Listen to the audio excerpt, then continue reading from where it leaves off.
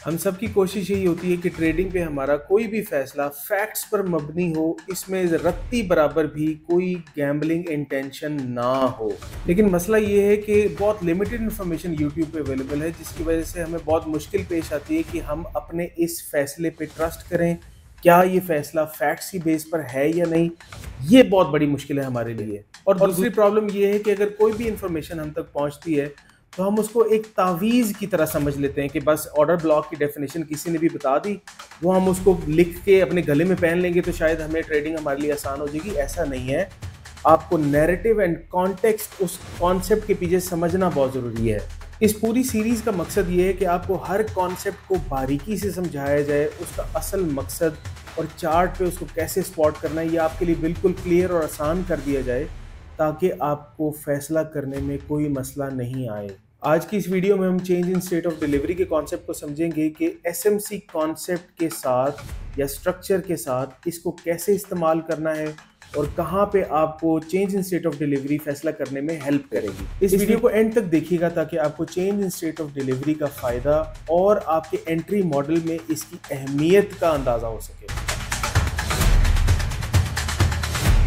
अस्सलाम वालेकुम, मैं हूं मोहम्मद एहसन तनवीर और आपको अपने YouTube चैनल पे खुशामदीद कहता हूं। याद कराता चलूं कि चैनल को सब्सक्राइब करना मत भूलिएगा और अगर आपको वीडियो पसंद आए तो लाइक ज़रूर कीजिएगा। Change in state of delivery के कॉन्सेप्ट को समझने से पहले एंट्री मॉडल्स को समझना बहुत ज़रूरी है। अगर एंट्री मॉडल से रिलेटेड आपको मालूमात चाहिए तो इस वीडियो पे आप क्लिक कीजिए, आपको तमाम तफसीलात मिल जाएंगी। Change in state of delivery के कॉन्सेप्ट को समझने से पहले कॉन्टेक्स्ट और नैरेटिव को एक दफ़ा हम डिस्कस कर लेते हैं। देखिए, आपके सामने H4 का ये चार्ट है। जब मार्केट ने हमारे पास ये बुलिश डीलिंग रेंज क्रिएट की थी, तो इस बुलिश डीलिंग रेंज का क्या मतलब था कि मार्केट ब्रेक ऑफ स्ट्रक्चर कर चुकी है और H4 टाइम फ्रेम के ऊपर जो गोल्ड की प्राइस है वो बुलिश है। तो हमारे पास जो कॉन्टेक्स्ट है या जो नैरेटिव है या जो बायस है वो बुलिश है। लेकिन जब मार्केट ने हमारा डिसीजनल ऑर्डर ब्लॉक के एरिया से नीचे ट्रेड करना शुरू कर दिया, तो उस दिन का हमारा बायस क्या हो गया कि अब मार्केट क्योंकि डिसीजनल ऑर्डर ब्लॉक से नीचे ट्रेड कर रही है, तो अब मार्केट को for the time being bearish होना चाहिए towards extreme order flow area और मार्केट के चांसेस बुलिशनेस के अब इस एक्सट्रीम एरिया से ही होंगे। तो फॉर द टाइम बीइंग हम बेरिश हैं, इसका मतलब ये है कि हमारा बायस जो है वो हो गया बेरिश। और नैरेटिव क्या है हमारा कि नैरेटिव के हिसाब से मार्केट को अब एक्सट्रीम एरिया से बुलिश होना चाहिए। तो ये फर्क है, प्राइम डिफरेंस है कॉन्टेक्स्ट एंड नैरेटिव एंड बायस में।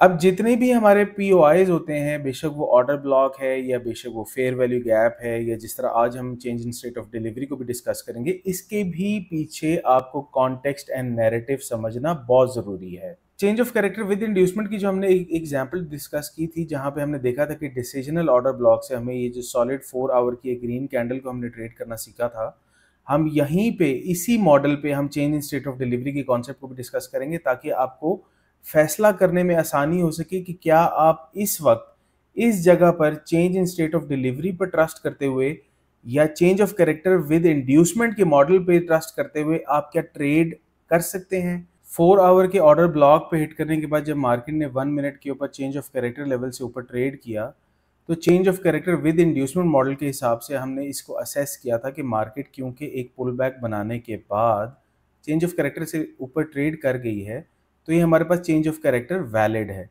अब हमने वेट करना है कि मार्केट इंड्यूसमेंट लेवल से नीचे ट्रेड करने के बाद ऑर्डर ब्लॉक लेवल पे आए तो हम यहाँ से ट्रेड को इनिशिएट कर सकते हैं। ऑर्डर ब्लॉक पोजीशन से ट्रेड करते वक्त आपको ये मसला ज़रूर आ सकता है कि जब अगर आपने अपना स्टॉप लॉस इस ऑर्डर ब्लॉक के बिल्कुल नीचे प्लेस किया था, तो इस विक की वजह से आपका स्टॉप लॉस जो है वो हिट हो सकता है, क्योंकि इस विक का तो पर्पज़ सिर्फ ये था कि यहाँ से लिक्विडिटी हंट की जाए, लोगों के स्टॉप लॉसेज जो हैं वो हिट किए जाएं। तो इस जगह पर आपको कंफर्मेशन कैसे मिलेगी कि क्या मार्केट फर्दर यहाँ से बेरिश होना चाहती है या मार्केट का इरादा अब बुलिशनेस का है। तो उसके लिए change in state of delivery के कॉन्सेप्ट को समझना बहुत ज़रूरी है। आईसीटी कॉन्सेप्ट के हिसाब से in series of down close candle से ऊपर अगर मार्केट ट्रेड कर जाए, ऊपर क्लोजिंग दे दे, जो कि हमें यहाँ पे नज़र आ रही है, इस कैंडल से ऊपर यहाँ पे क्लोजिंग हमें मिल गई थी। अब यहाँ पे इसको जूम इन करके देखेंगे तो आपको पता चल जाएगा कि यहाँ पे हमारे पास क्लोजिंग आ चुकी है। तो basically change in state of delivery के मुताबिक ये 4 कैंडल की सीरीज हमारे पास एक ऑर्डर ब्लॉक बन जाता है। एक बहुत हाई प्रोबेबिलिटी ऑर्डर ब्लॉक बन जाता है। अब मार्केट इस ऑर्डर ब्लॉक की बाउंड्री से बाहर ट्रेड हरगिज नहीं करेगी और आपको यहां से कॉन्फिडेंटली आप ट्रेड कर सकते हैं। तो change in state of delivery की ये एक एग्जांपल है जहां पे हमने देखा कि सीरीज ऑफ 4 कैंडल्स हैं, ये डाउन क्लोज कैंडल्स, इनके ऊपर जब मार्केट ट्रेड कर जाती है तो हमारे पास ये एक कंप्लीट एक ऑर्डर ब्लॉक बन जाता है। मार्केट ने इस ऑर्डर ब्लॉक लेवल से ऊपर ट्रेड करने के बाद इसको दोबारा एक दफा टैप किया और टैप करने के बाद आप ये देखिए कि डाउन क्लोज कैंडल हमारे पास ये सिंगल डाउन क्लोज कैंडल है। मार्केट जब इस लेवल से ऊपर ट्रेड कर गई तो अब change in state of delivery की डेफिनेशन के मुताबिक ये हमारे पास एक नया ऑर्डर ब्लॉक बन चुका है। अब प्राइस की विक इस बाउंड्री से बाहर तो आ सकती है क्योंकि विक का मतलब होता है बेसिकली लोगों के स्टॉप लॉसेस को हंट करना, लेकिन मार्केट अब इस बाउंड्री से बाहर ट्रेड या क्लोजिंग नहीं देगी आपको और मार्केट इससे ऊपर ही ट्रेड करेगी। अब आपको change in state of delivery की दो एग्जांपल इसी एक प्राइस एक्शन में आपको मिल गई जहां पे हमने देखा कि डाउन क्लोज कैंडल की सीरीज हमारे पास एक change in state of delivery बनाती है और हमारे पास एक कंप्लीट बड़ा ऑर्डर ब्लॉक बन जाता है। और जब मार्केट इसी को टैप करने के बाद एक सिंगल कैंडल से भी ऊपर ट्रेड कर जाए, ऊपर क्लोजिंग दे दे, तो हमारे पास ये सिंगल कैंडल का एक ऑर्डर ब्लॉक बन जाता है change in state of delivery की डेफिनेशन के मुताबिक। एसएमसी के तमाम कॉन्सेप्ट्स आपस में इंटर रिलेटेड हैं। ये कॉन्सेप्ट आपको तमाम क्लियर होने चाहिए ताकि आप एक फैसला कौन एंट्री मॉडल तक पहुंच सकें। एसएमसी कॉन्सेप्ट में अगर आपको कोई भी एम्बिग्विटी हो तो इस प्लेलिस्ट पे क्लिक करके आप तमाम तफसीलात हासिल कर सकते हैं। इंशाल्लाह मिलते हैं अगली वीडियो में, तब तक के लिए अल्लाह हाफिज।